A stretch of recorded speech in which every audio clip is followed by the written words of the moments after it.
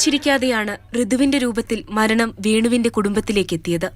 3:30 postmortem നടപടികൾ പൂർത്തിയാക്കി മൃതദേഹങ്ങൾ മരിച്ച ഉഷയുടെ സഹോദരിയുടെ വീട്ടിലേക്ക് കൊണ്ടുവന്നു. പ്രിയപ്പെട്ടവരെ അവസാനമായി കാണാൻ നാടൊന്നടങ്കം ഒഴുകിയെത്തി.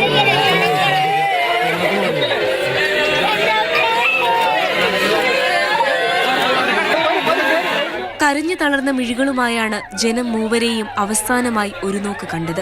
വിനിഷയുടെ 2 പെൺമക്കളെയും സമാധാനിപ്പിക്കാൻ ചുറ്റും കൂടിയവർ പ്രയാസപ്പെട്ടു.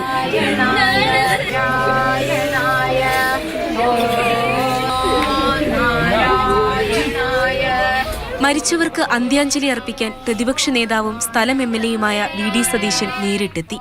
ആക്രമണത്തിൽ ഗുരുതരമായി പരിക്കേറ്റ വിനിഷയുടെ ഭർത്താവ് കൊച്ചിയിലെ സ്വകാര്യ ആശുപത്രിയിൽ ചികിത്സയിൽ തുടരുന്നു.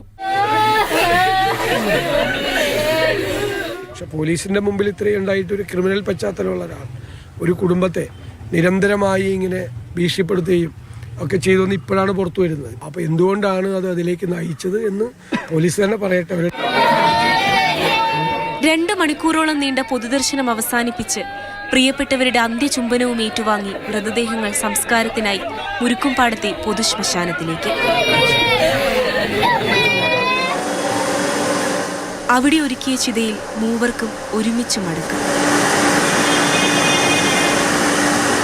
മാതൃഭൂമി ന്യൂസ്, കൊച്ചി.